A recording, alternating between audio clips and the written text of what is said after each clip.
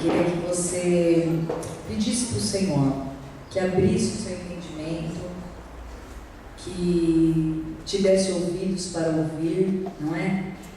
Às vezes tem 100 pessoas numa igreja, queridos. É pregada a mesma palavra, pela mesma pessoa, mas alguns recebem, outros não. Amém? Feche seus olhos enquanto você ora com você, eu vou orar pela pastora Regiane. Senhor, quero colocar a sua filha diante do Senhor. O Senhor sabe quem ela é em ti. O Senhor sabe o dom que o Senhor entregou, Senhor, na vida dela. Que essa noite, Senhor, ela possa trazer a sua palavra, Senhor, com ousadia, com a vida que existe nela, Senhor, com intrepidez. Senhor, que dos lábios dela, Senhor, saiam labaredas de fogo. E que sobre a sua igreja, Senhor, todos nós estejamos com os ouvidos abertos, Senhor, com o coração aberto, Senhor, para ouvir o que o Senhor tem para falar para nós essa noite. Que ela seja um canal de bênção poderoso nessa noite, Senhor. Em nome de Jesus. Amém. A paz do Senhor, irmãos. Amém.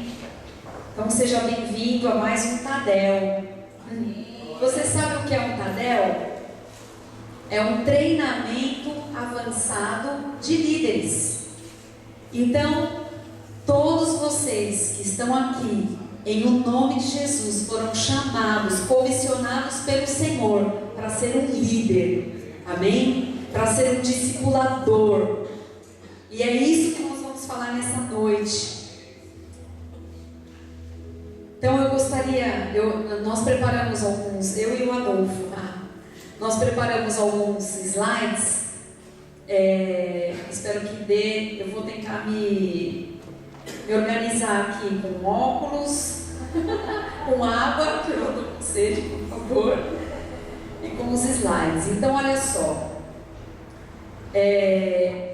o ensino de hoje vai falar sobre propósitos. Olha lá, você sabe qual é o propósito eterno de Deus? Olha que coisa maravilhosa. Formar uma família com muitos filhos semelhantes ao seu primogênito, Jesus Cristo. Amém? Olha que coisa linda. O propósito eterno de Deus.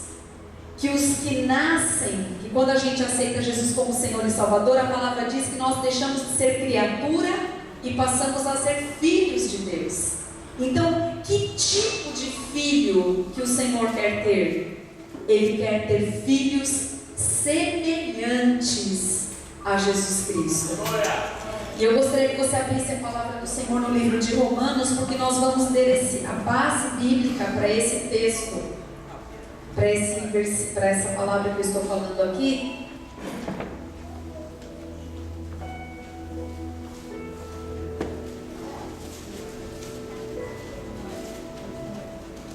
Romanos capítulo 8, versículos 28 a 30. Diz assim, Romanos 8, 28 a 30.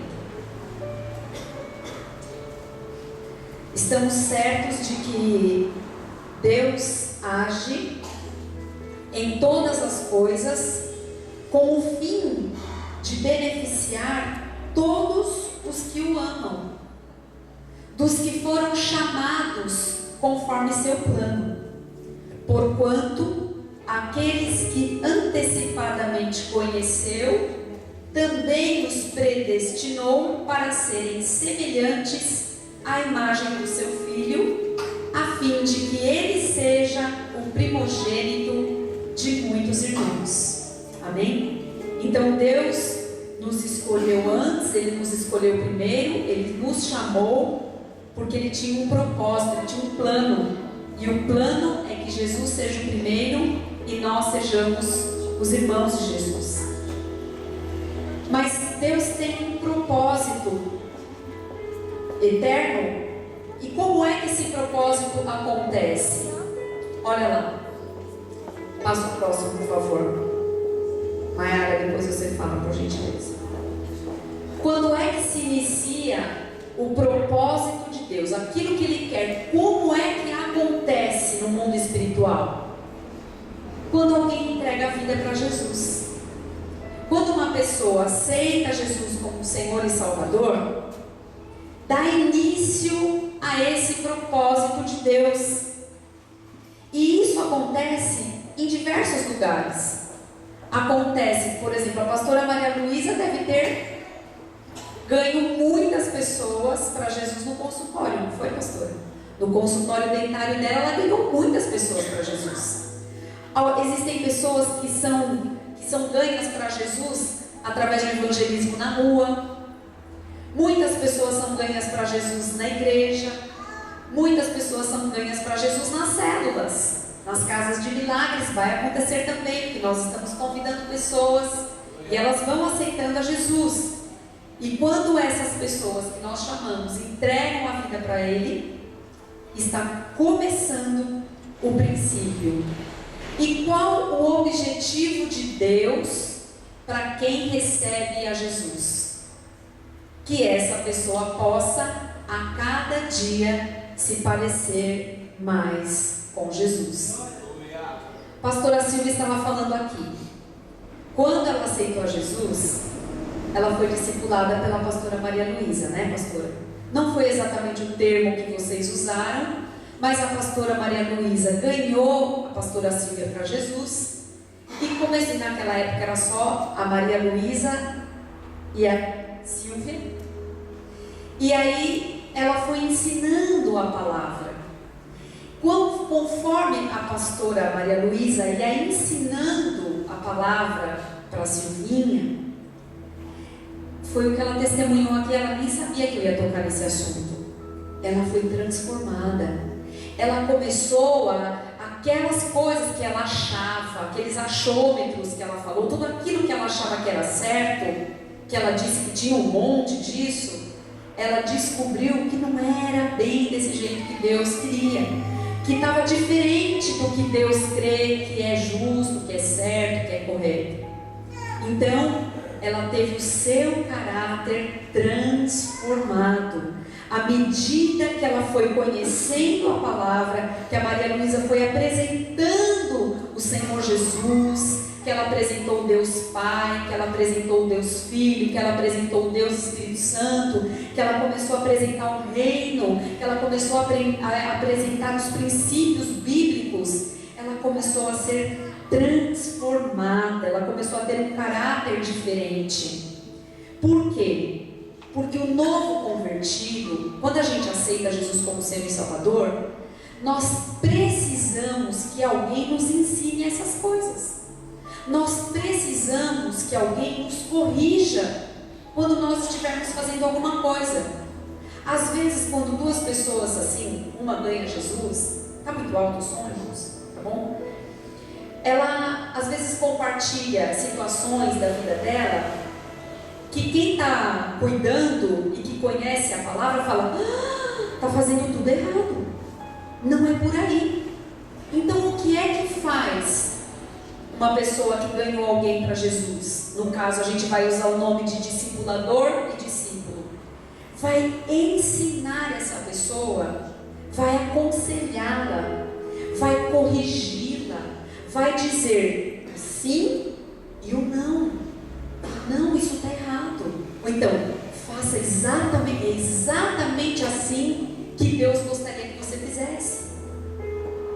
Vai limpando a pessoa, vai tirando, sabe, aquilo tudo que ficou enraizado, os nossos princípios, porque existe a sabedoria celestial e existe a sabedoria secular. Secular porque está aqui no mundo.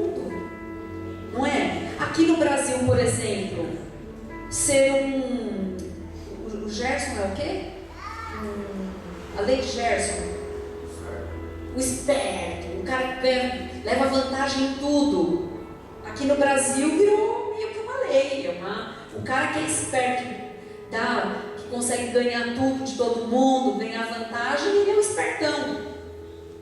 Só que, e até mesmo usando o que a pastora Silvia ministrou aqui com relação a dízimos e ofertas. não é? É contrário do que se fala lá fora. Muita coisa que a gente aprende na igreja é totalmente contrário do que se fala no mundo. Só que quando nós aceitamos a Jesus como Senhor e Salvador, nós temos que andar de acordo com as leis e os regulamentos do reino de Deus, porque é lá que nós vamos viver a vida eterna. Então nós precisamos entender como é que funciona. E isso é que é maravilhoso. Quando nós temos alguém que nos ajude, que nos molde, nós vamos mudando o nosso caráter. Por isso que quando uma pessoa aceita Jesus como Senhor e Salvador, ela precisa de acompanhamento imediato. Pastor, sabe que eu fiquei me lembrando quando eu estava preparando isso? Eu acho que até esse texto pode estar em alguma outra parte, mas eu vou falar agora. Quantas vezes nós já fizemos apelo aqui na igreja, no culto do amigo, por exemplo, que vem várias pessoas aqui, às vezes até vem alguém aqui na frente acompanhando, abraçando aquela pessoa, não deixando ela aqui sozinha. A gente usa uma frase maravilhosa que diz assim: seja bem-vindo à família de Deus. Olha, o que você precisar, pode contar comigo. Se for o caso, a gente pode dar até o telefone e falar para essa pessoa: olha, se você precisar, você me liga. Mas isso não é acompanhar alguém. Isso não é acolher alguém como filho. E é por isso que nós vamos aprender sobre esse propósito de Deus. Porque Ele quer filhos. Ele quer que as pessoas, Deus quer gerar paternidade dentro da sua casa. Irmãos, uma criancinha, um bebezinho quando nasce, se ele ficar sozinho, ele não morre? Ele pode chorar lá até dizer chega, até se esgoelar. Se ninguém for lá acudir, ele morre. A mesma coisa um bebê espiritual. Quando uma pessoa aceita Jesus, se não tiver quem dê a comidinha para ela, que cuide dela, que explique para ela, olha, bebê, a criança, é que nem um bebezinho de verdade. Ela nasce de novo para Cristo. E aí ela vai começar a aprender o que é certo e o que é errado.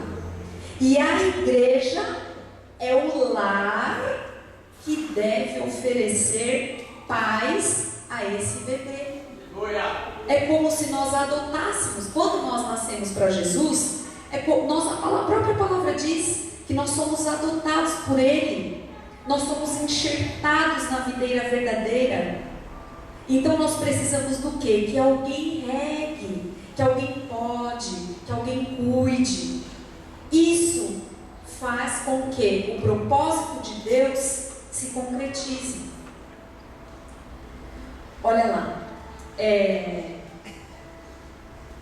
uma igreja, quando a igreja ela vive sem o discipulado, acontece uma série de fatores. Olha lá, primeiro, corre o risco da decisão por Jesus ser em vão.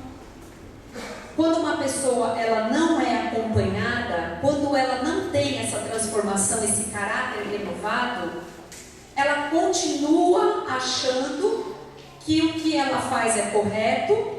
Às vezes ela começa a vir para a igreja, ela não entende aquilo que está sendo falado, não cai a ficha e ela fala: ai, não estou entendendo nada, acho que esse negócio não é para mim, é muito difícil, é muito pesado, porque ela está carregando sozinha e não está entendendo nada, porque não tem alguém explicando minuciosamente, que é o que nós estamos fazendo nas casas de milagres. A palavra é ministrada e na casa de milagres ela é esmiuçada. Olha, eu não entendi, como que é isso aí mesmo? Mas por que é assim? É lá que ela tem a oportunidade de entender melhor. E se ela ainda tiver dúvida, alguém vai cuidar dela e vai explicar como é que funciona. Olha lá um outro problema. Dificulta o propósito de Deus. O propósito dele não é gerar filhos iguais a Jesus? Se ninguém cuida de uma pessoa nova que chega na igreja, estamos colocando impedimento para que o propósito de Deus aconteça. O outro, a pessoa que se converte já nasce órfã. Queridos, olha que coisa dura de ouvir. Uma pessoa que aceita Jesus e fica sozinha, sem alguém para cuidar dela, ela se sente órfã. Ela é uma órfã, porque ela não vai ter o DNA de ninguém, ela não vai ser gerada por ninguém. Imagine uma criança quando nasce e fica lá no orfanato esperando alguém que vá adotá-la. É a mesma coisa. Ela tem dificuldades, ela tem problemas e ela precisa que alguém cuide dela.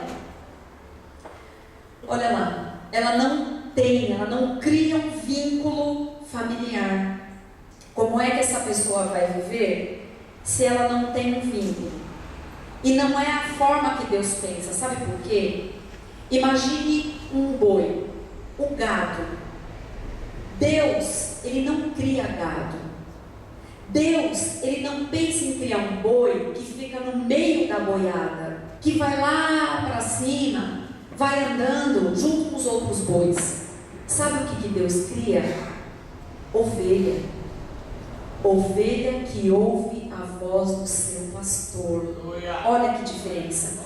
Como é que uma pessoa que nasce para Cristo consegue ouvir, discernir a voz de Deus, se ela não tem alguém que lhe mostre, que lhe fale como é que Deus pensa?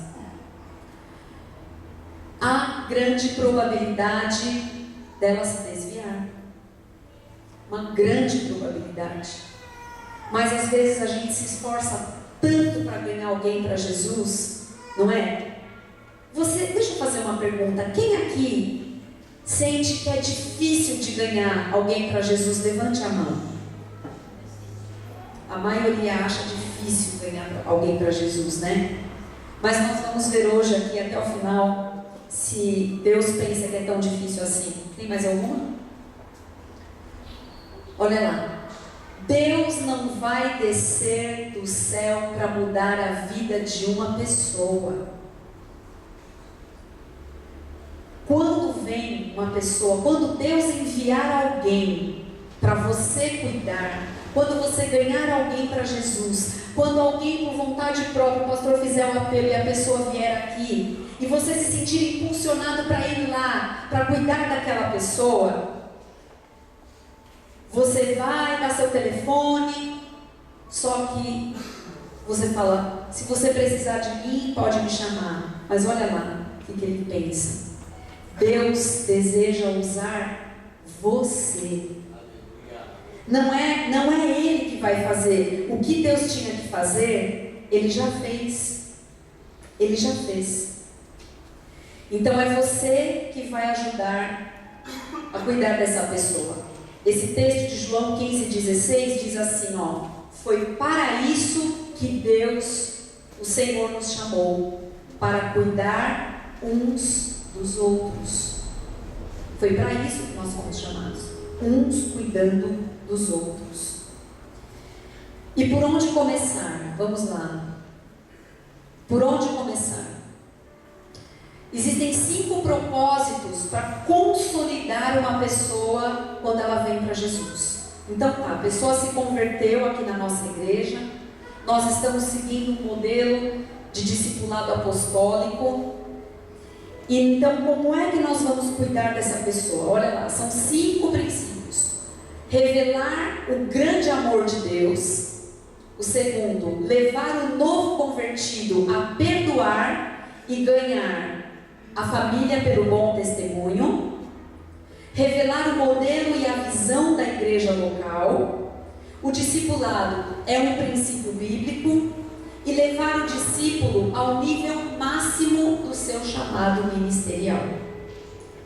Agora nós vamos explicar o primeiro ali, o amor de Deus.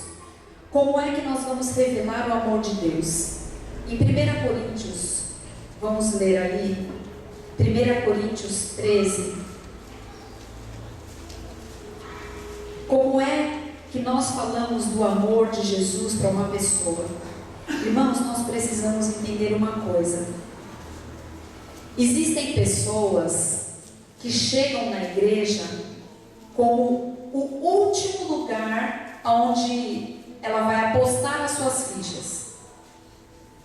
Como a pastora Silvia estava falando hoje, às vezes a pessoa já foi na macumba, às vezes ela já foi na cartomante, às vezes ela já fez até pacto com o diabo.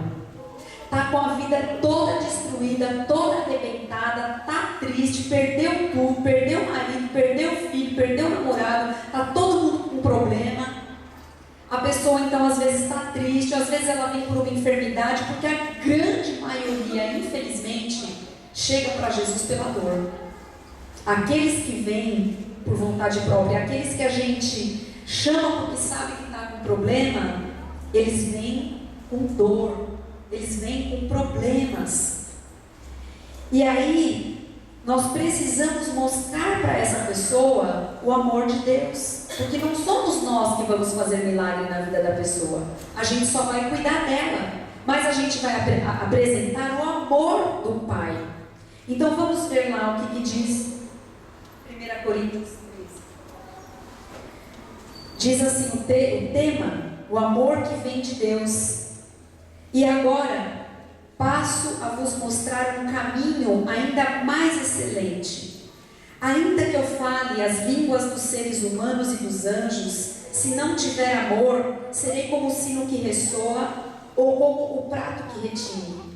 Mesmo que eu possua o dom da profecia e conheça todos os mistérios e toda a ciência, e ainda tenha uma fé capaz de mover montanhas, se não tiver amor, nada serei. Mesmo que eu dê aos necessitados tudo que possuo e entregue o meu próprio corpo para ser queimado, se não tiver amor, todas essas ações não me trarão qualquer benefício real. O amor é paciente, o amor é bondoso, não inveja, não se vangloria, nem é arrogante, não se porta de maneira inconveniente, não age egoisticamente, não se enfurece facilmente, não guarda ressentimentos. O amor não se alegra com a injustiça, pois sua felicidade está na verdade. Tudo sofre, tudo crê, tudo espera, tudo suporta.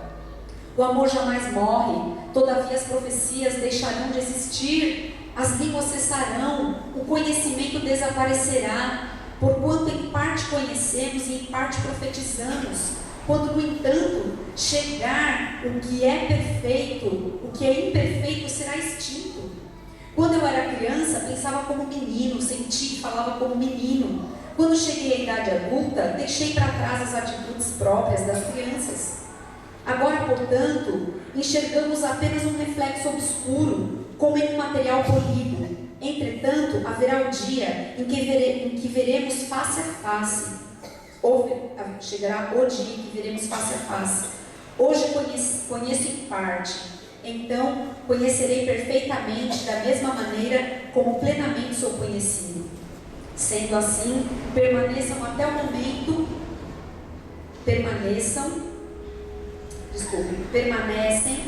momento estes três: a fé, a esperança e o amor. Contudo, o amor deles é o maior. Olha só o que é que a palavra do Senhor diz. Irmãos, nós podemos fazer todas essas coisas aqui. Dar dinheiro para uma pessoa que está chegando, está necessitada. Pode levá-la para cima e para baixo. Pode fazer várias coisas, várias gentilezas. Mas se não tiver amor, e esse amor, irmãos, a própria palavra diz, não vem de nós, vem de Deus. É o amor de Deus que constrange, não é o nosso. Nosso amor não chega na profundidade que deve chegar.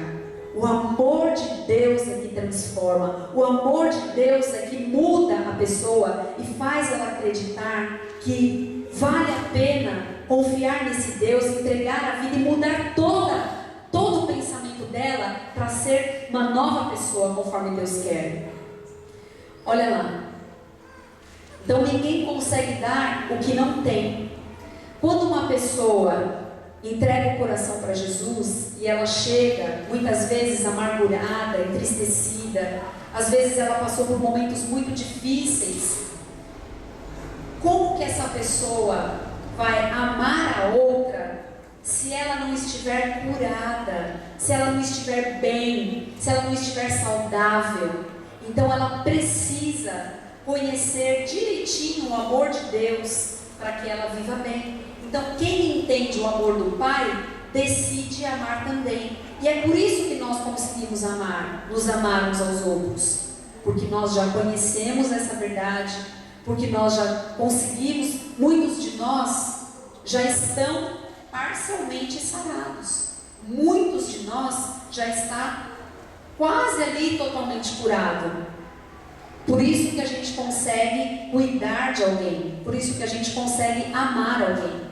Então quando nós ganhamos uma pessoa para Jesus, nós falamos do amor do Pai, nós amamos essa pessoa com um amor sobrenatural, ela entende e sente este amor, e aí ela também decide amar. Olha lá, uma pergunta. Como saber se uma ovelha está saudável? Sabe como que é, pastor Marinho? Como o senhor descobre se as suas ovelhas estão saudáveis? Olha lá, vamos ver. Quando ela quer servir a Deus. Tem mais alguma coisa? Somente ovelha sadia dá cria e multiplica. Irmãos, quando nós estamos espiritualmente saudáveis e curados, quando nós temos transparência com Deus, quando nós abrimos todas as portas da nossa vida para o Senhor entrar, nós somos curados, nós somos cuidados. Então nós, como esse amor maravilhoso de Deus, ele nos constrange, nós conseguimos dar cria, porque as pessoas se aproximam, elas falam: nossa, o que é que você tem? Por que será que algumas pessoas têm facilidade para ganhar pessoas para Jesus? Porque a pessoa vê assim: nossa, é tão bom ficar perto de você, nossa, eu gosto tanto quando você fala essas coisas, eu gosto de ouvir você falar. Isso atrai as pessoas, amém? Então vamos ver lá. O item 2, levar o cristão a perdoar e ganhar toda a sua família e amigos a Cristo. Irmãos, quando uma pessoa, nesse livro de onde eu estou me baseando essa ministração, tem um exemplo de uma jovem de 16 anos, que era uma menina muito revoltada, uma menina que já estava assim, num estado bem precário, arrumava confusão por onde ela passava, era desobediente com os pais, estava desencaminhada na vida, era agressiva, rancorosa, uma menina que já estava assim, insuportável de se conviver com ela. E o pai dela não estava mais suportando a filha. E de repente essa menina foi convidada para ir numa célula. E ali ela foi constrangida pelo amor de Deus, pelo amor das pessoas que a acolheram naquele lugar, que começaram a cuidar dela, deram uma outra visão de pai para ela, que foi até o que aconteceu com o pastor Marinho, não é, pastor? Teve dificuldade de ter um pai aqui, e quando conheceu o Pai Celestial, mudou o conceito. E essa menina, ela foi tão impactada e tão transformada, que quando ela ia para casa, ela agia de uma outra forma. E aí ela começou a dar um testemunho de vida tão bom. Quando aconteciam aquelas brigas, aquelas discussões, ela mesma sugeria: gente, vamos parar com isso não vai chegar a lugar nenhum, vamos parar de discutir. Ela passou a ouvir outro tipo de música, passou a se vestir de forma diferente, ela passou a ter um semblante diferente. Um dia o pai dela falou: o que está acontecendo com essa menina? Eu preciso saber. Desde que ela foi para aquela igreja, estão fazendo lavagem cerebral nela, vamos lá, amanhã, quando é que vai ter reunião? Ela falou um dia, ele falou: todos nós aqui de casa vamos, porque eu quero saber que lugar é esse. E toda a família foi convertida ao Senhor. Por quê? Porque ela teve mudança de temperamento, mudança de testemunho. O perdão, olha lá, o perdão, ele gera saúde para os ossos. Deixa eu ver onde está esse texto aqui no meu. Provérbios 3, 5, 8 diz assim: confia no Senhor de todo o teu coração e não te estribes no teu próprio entendimento. Reconhece-o em todos os teus caminhos e ele endireitará as tuas veredas. Não seja sábio a teus próprios olhos. Teme ao Senhor e aparta-te do mal. Isso será saúde para o teu âmago e medula para os teus ossos. Irmãos, toda espécie de pecado, inclusive falta de perdão, principalmente, falta de perdão gera podridão nos ossos, consome os ossos. Eu já contei aqui o testemunho para vocês da minha irmã que morreu de câncer, porque não liberou perdão, teve dificuldade de liberar, não perdoou e não se perdoou pelas escolhas. Então, quando uma pessoa ela é cuidada, ela é ensinada que ela não pode deixar nada do seu passado sem que seja limpo, sem que seja cuidado. Olha, a pastora Bernadette, as irmãs aqui que fazem cura e libertação, um dos tópicos principais de uma pessoa para ela viver bem nessa nova vida é liberar perdão. E eu aprendi que existem 3 níveis de perdão: o perdão para quem fez alguma coisa, o perdão para si mesmo e o perdão para Deus, porque muitas vezes a pessoa culpa Deus pelos problemas dela. Vocês lembram de Adão? Ele falou: foi a mulher que o Senhor me deu. Culpou Deus. Desde lá do Gênesis, para ver como o homem precisa tomar cuidado com quem ele põe a culpa. E é necessário pedir perdão para Deus. Então, quando uma pessoa é nova, é um bebê espiritual, ela aprende que ela precisa liberar perdão, porque senão ela pode morrer literalmente. E em 2 Coríntios 2:10 diz que impede que Satanás vença. Eu peguei esse texto aqui também. Deixa eu ver aqui. Diz assim: e a quem perdoardes alguma coisa, também eu, porque o que eu também perdoei, se é que tenho perdoado, por amor de vós o fiz, na presença de Cristo, para que não sejamos vencidos por Satanás. Irmãos, quem não libera perdão, está deixando Satanás vencer. E não sou eu que estou dizendo isso, isso está escrito em 2 Coríntios 2:10. Que Satanás vence quando uma pessoa não libera perdão. É Satanás que você quer que vença?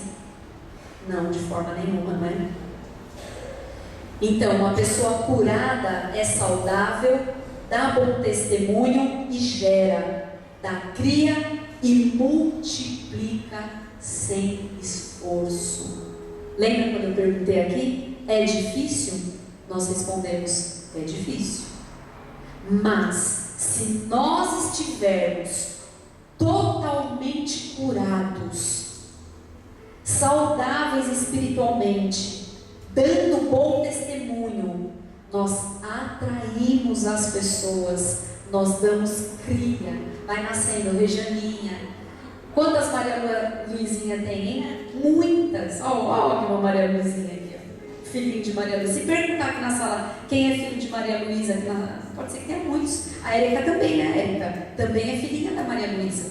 Genésio, não é não? Muitos. Por quê? Porque nós atraímos. Pode passar o próximo. Olha lá, revelar ao discípulo o modelo e a visão da igreja local. Ovelha curada se torna forte e saudável. O objetivo da nossa igreja é contribuir com o propósito de Deus, gerar líderes que intimidem o diabo ao ponto dele saber que se mexer com essa ovelha forte vai levar uma bordoada. E esse líder forte, essa pessoa forte é você. Irmãos, quando eu estava preparando isso, Eu estava pensando no purê. Eu gosto de purê. Quando eu faço purê, minha irmã, não sei se você é que nem eu. Talvez os homens, porque eles que apreciam, que a gente que faz, né? Mas o homem que aprecia. Alguém gosta de purê empelotado? Não. Purê tem que ser cremoso. Purê tem que ser lisinho. Você põe ele ali na língua, ele derrete. Ninguém gosta de pegar um purê com um pedaço de batata. Só que dá trabalho para esmagar toda a batata, porque às vezes escapa uma ali. Eu gosto de passar, tomo cuidado para não ficar aquele pedaço de batata de cima. Depois ainda dou mais umas amassadas com garfo lá dentro para ver se sobrou alguma, porque eu gosto bem lisinho.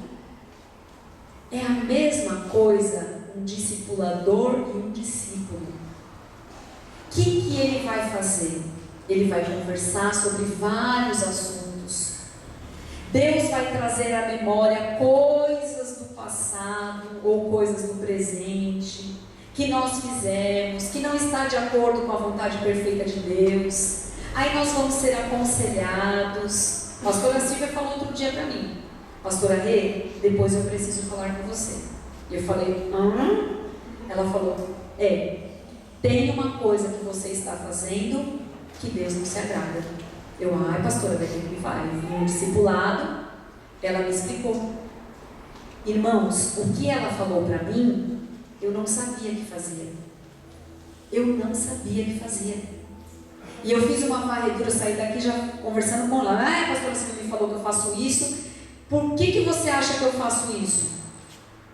Ele falou que você faz isso por causa disso e por causa disso. Aí as outras uma ou duas opções, eu cheguei à conclusão, orando e perguntando para o Senhor.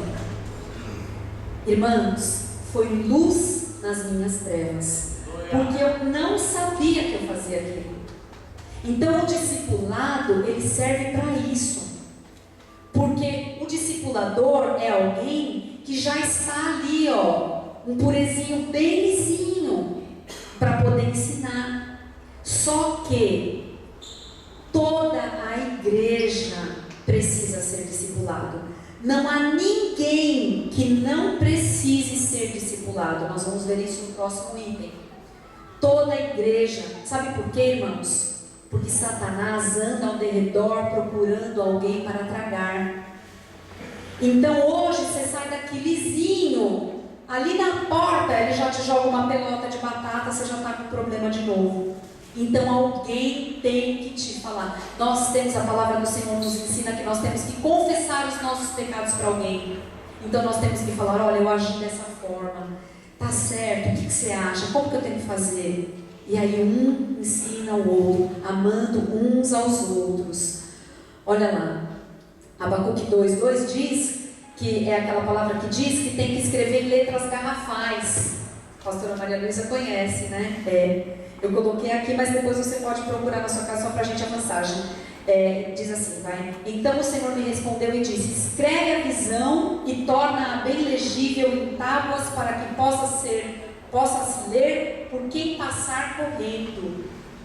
Então nós vamos ter assim, você vai ter um letreiro bem grande na sua cabeça: Satanás, aqui na minha vida não. Em mim você não vai tocar, porque eu não vou permitir. As portas espirituais estão fechadas para você. Eu não quero mais me contaminar. Eu não quero me sujar. Ovelha curada quer obedecer o ide. Ela diz: eu topo. Vamos fazer discípulos. Ela fala: eu quero ser curada, quero ser liberta, quero ser saudável, porque eu quero ganhar pessoas para Jesus. Olha lá, na quarta, o discipulado é um princípio bíblico, um mandamento e não apenas um modelo. Mateus 28, 19 e 20 diz assim: portanto, ide, fazei discípulos de todas as nações, batizando-os em nome do Pai, do Filho e do Espírito Santo, ensinando-os a guardar todas as coisas que vos tenho mandado. Eis que estou convosco todos os dias até a consumação dos séculos. Irmãos, ide por todo o mundo e fazei discípulos.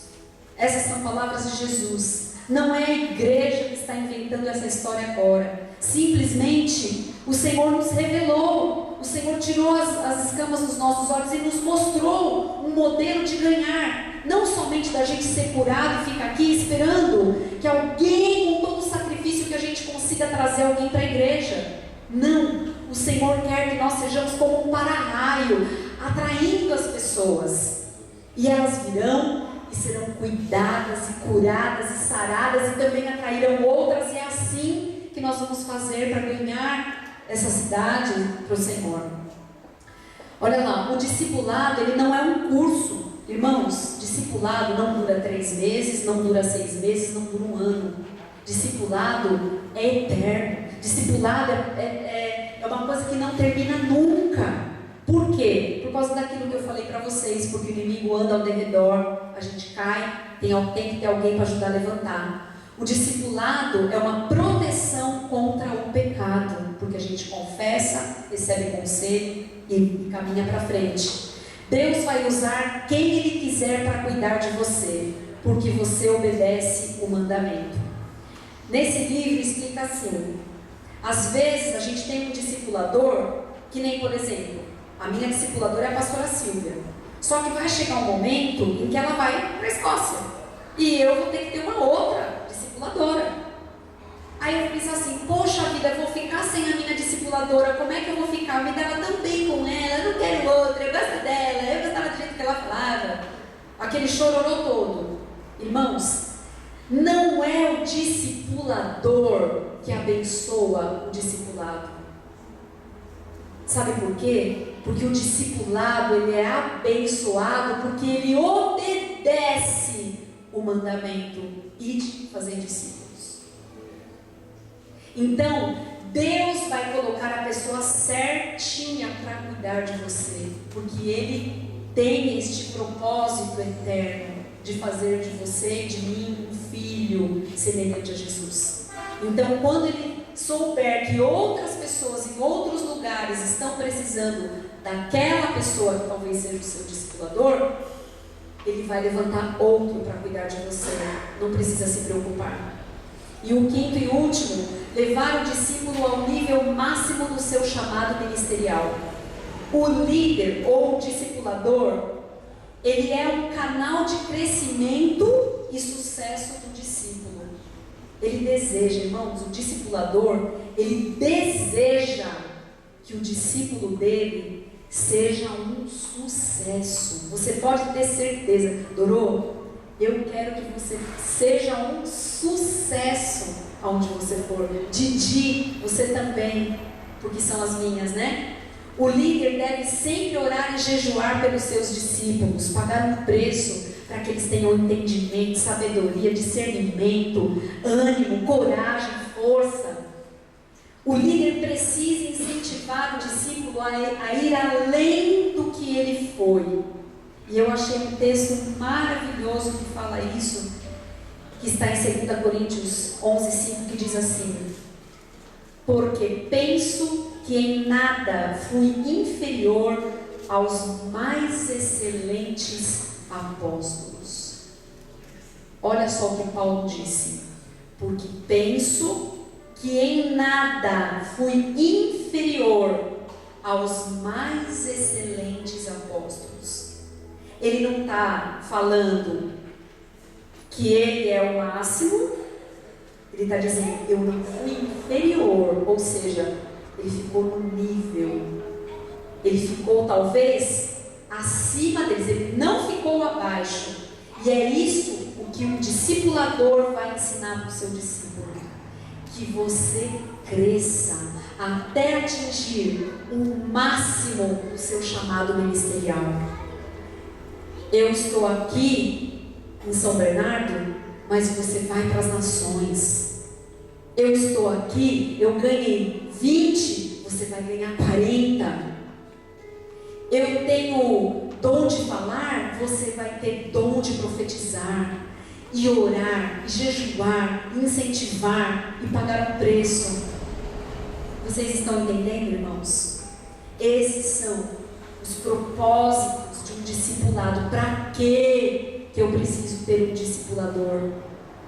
Para me ajudar, para me sarar, para me curar, para me apresentar o amor, para eu amar e ser amado. e desejar amar outros e atrair outros. Amém? Vamos ficar em pé, irmãos. Nós já somos filhos, não é? Creio que aqui, todos aqui já entregaram a vida para Jesus, ou tem alguém que ainda não entregou a vida para Jesus? Alguém ainda não disse sim para Jesus? Alguém ainda não é filho, é só criatura, gostaria de entregar a vida para Jesus hoje? Você não vai ser só bem-vindo numa família, você vai ter paternidade nesta igreja. Alguém vai te adotar, alguém vai cuidar de você. Se você quiser entregar a sua vida para Jesus, é Ele que quer te fazer como filho. Eu só estou fazendo o convite que Ele está mandando. Alguém gostaria? Então, amém. Vamos orar? Feche seus olhos. Senhor Deus, muito obrigado, Senhor. Porque o Senhor é um Deus de propósitos. E o Senhor também é um Deus de aliança. Senhor, porque nós sabemos que nós podemos falar essas coisas com propriedade, porque elas têm base na Tua palavra, Senhor. E nós queremos, Pai, cumprir o ídolo do Senhor. Pai, em nome do Senhor Jesus. Senhor, ajuda-nos, Senhor, a sermos saudáveis, para gerarmos, para passarmos esse DNA, Senhor, saudável, curado, limpo, transparente, para as ovelhas, Senhor. Pai, em nome do Senhor Jesus, que toda a sua igreja, Senhor, que a comunidade cristã Plenitude, Senhor, ela seja uma igreja saudável, de ovelhas saudáveis, Senhor, que conhecem a voz do seu Senhor, do seu pastor. Deus, em nome do Senhor Jesus, Senhor, joga a sua luz nas nossas trevas. Senhor, ajuda-nos, Senhor, a sermos uma igreja saudável. Pai, em nome de Jesus, que todos, Senhor, todos nesta igreja, Senhor, sejam curados, restaurados, libertos, tratados, Senhor, para que nós possamos amar mais, servir mais, em nome do Senhor Jesus, porque nós vemos os sinais, vemos que o Senhor está se aproximando. Senhor, nós não queremos nos apresentar ao Senhor de mãos vazias. Senhor, em nome de Jesus, usa-nos a nós, Senhor. Eis-nos aqui, Senhor. Ensina-nos a andar conforme a sua boa vontade, Senhor. Nós te louvamos, Senhor. Te damos a honra, Senhor, de ser o nosso Senhor, porque o Senhor merece todo louvor, toda glória, toda adoração, porque todas as coisas são para ti, Senhor. Nós te adoramos, Deus, em nome do Senhor Jesus. Amém.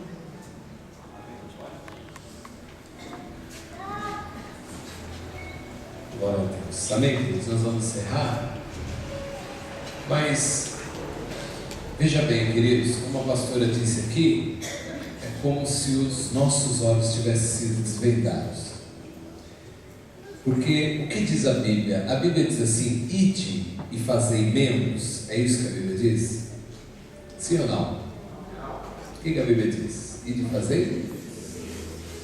Mas as igrejas não fazem membros em vez de fazer discípulos?